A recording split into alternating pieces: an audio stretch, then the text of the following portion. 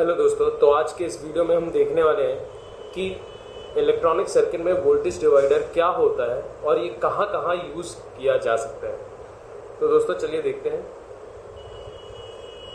Voltage divider का simple सा अगर हम कॉन्सेप्ट बताएं तो ये क्या होता है, वोल्टेज को डिवाइड कर देता है। फॉर एग्जांपल मान लीजिए ये आपका एक वोल्टेज है, यहाँ पे आपको वोल्टेज कुछ मिल रहा है, ये बैटरी का सिंबल होता है। तो यहाँ पे आपको मान लीजिए 9 वोल्ट की बैटरी आपने यूज़ कर रहे हैं अपने प्रोजेक्ट्स में, तो आपको 9 वोल्ट मिल रहा है। लेकिन आपको 9 वोल्ट पूरा का पूरा नहीं चाहिए, आपको कुछ कम वोल्टेज चाहिए। मान लीजिए आप चाहते हैं कि आपको यहाँ पे 4 वोल्ट मिले या कुछ कम वोल्ट मिले, तो ऐसा हम कैसे कर सकते हैं? तो इसे किया जा सकता है दोस्तों वोल्टेज को डिवाइड करके, वोल्टेज को बांट के। अब वोल्टेज को बांटा कैसे जाता है? वोल्टेज को वोल्टेज डिवाइडर से बांटा जाता है। और वोल्टेज डिवाइडर किससे बनता है? रेजिस्टर से। चलिए मैं आपको इसका मैथमेटिक्स समझा देता हूँ। तो हम क्या करते हैं, मान लीजिए जो हमारा ये बैटरी है, वहाँ से हम 2 रेजिस्टर सीरीज में लगाते हैं। 2 रेजिस्टर हमने सीरीज में लगाया। इस रेजिस्टर की वैल्यू हम दे देते हैं R1 और इस रेजिस्टर की वैल्यू हम दे देते हैं R2, और इनपुट में जो वोल्टेज जा रहा है वो Vs। तो ये Vs वोल्टेज जो है वो R1 और R2 में डिवाइड हो जाएगा। कैसे डिवाइड होगा दोस्तों? हम मान लेते हैं कि इस लूप में हमारी करंट I फ्लो हो रही है।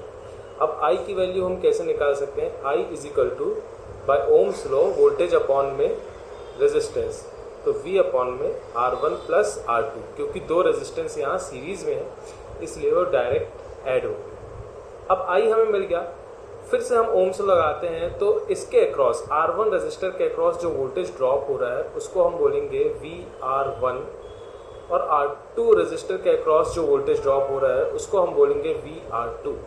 तो बाय ओम्स लॉ वो हम क्या लिख सकते हैं? VR1 मतलब वोल्टेज अक्रॉस R1 क्या होगा? V is equal to IR, तो I इंटू R1। अब I की वैल्यू हम ऊपर से रख सकते हैं, तो हमारा क्या आंसर आएगा? V upon R1 plus R2 into R1। तो ये हमारा VR1 आ गया। इसी प्रकार से VR2 आप निकाल लेंगे, तो मैं डायरेक्ट लिख देता हूँ, आप सॉल्व कर लीजिएगा। R1 plus R2 multiplied by किससे होगा? वो R2 से। तो दोस्तों VR1 और VR2 की वैल्यू हमें मिल गई। अब देखिए ये कैसे डिवाइड करता है।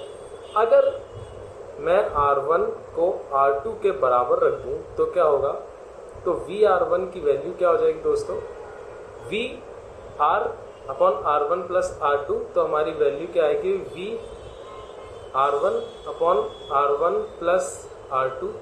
तो ये दोनों हमारे बराबर हैं, तो क्या हो जाएगा? R2 की जगह मैं R1 लिख सकता हूँ, VR1 अपॉन 2R1 हो जाएगा, क्योंकि R2 की जगह R1 रखूँगा तो R1 प्लस R1 2R1, ये कैंसिल हो जाएगा R1 से R1, तो क्या आ गया हमारा? V/2। और इसी प्रकार VR2 भी हमारा क्या आ जाएगा? V/2।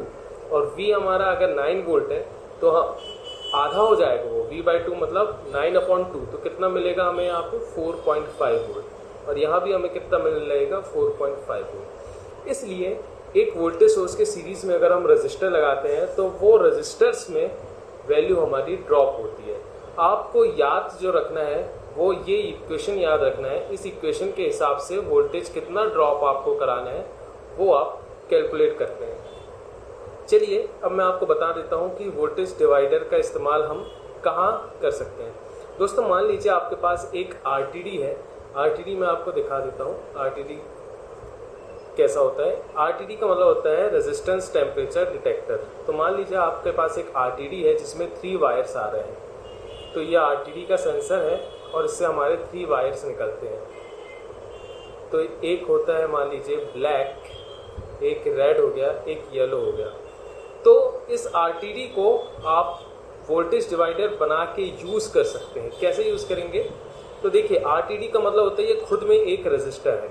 तो आपके पास एक रेजिस्टर है, आपको एक और रेजिस्टर चाहिए, तो आप एक 10 किलो ओम का रेजिस्टर ले लीजिए, या डिपेंडिंग ऑन द आपका RTD किस रेटिंग का है उस रेटिंग का आप रेजिस्टर लीजिए। तो मान लीजिए हम एक 10 किलो ओम का रेजिस्टर यूज़ करते हैं।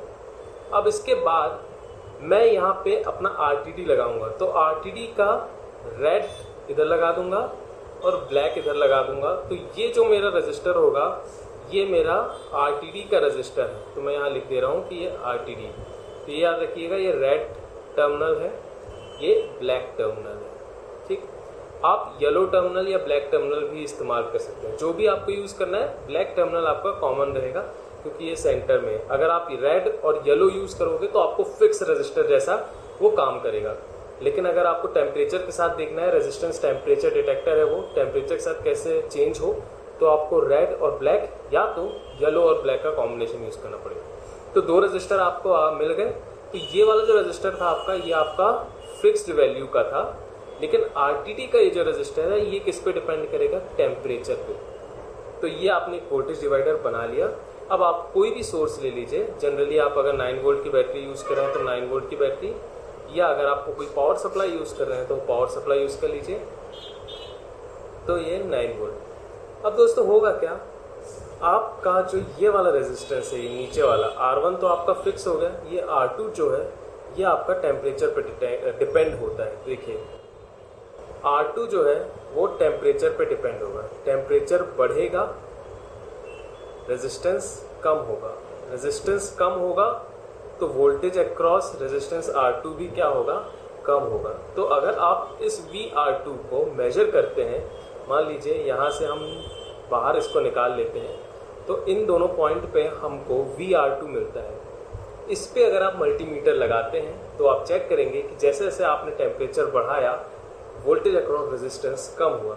अगर आप कुछ माइक्रो कंट्रोलर यूज़ कर रहे हैं और इस रीडिंग को आप रीड करना चाहते हैं तो आप यहाँ पे माइक्रो कंट्रोलर भी अपना लगा सकते हैं। तो दोस्तों वोल्टेज डिवाइडर जो है वो यहाँ पे मैंने आपको आरटीडी से बना के दिखाया। आप इसकी जगह एलडीआर भी यूज़ कर सकते हैं या दूसरे सेंसर्स भी यूज़ कर सकते हैं। तो वोल्टेज डिवाइडर कॉन्सेप्ट जो है बहुत ज़्यादा यूज़ होता है इलेक्ट्रॉनिक्स में, सेंसर्स में। अगर आपको ये वीडियो पसंद आया हो तो कृपया इसको लाइक कर दीजिए, शेयर कर दीजिए, सब्सक्राइब कर दीजिए।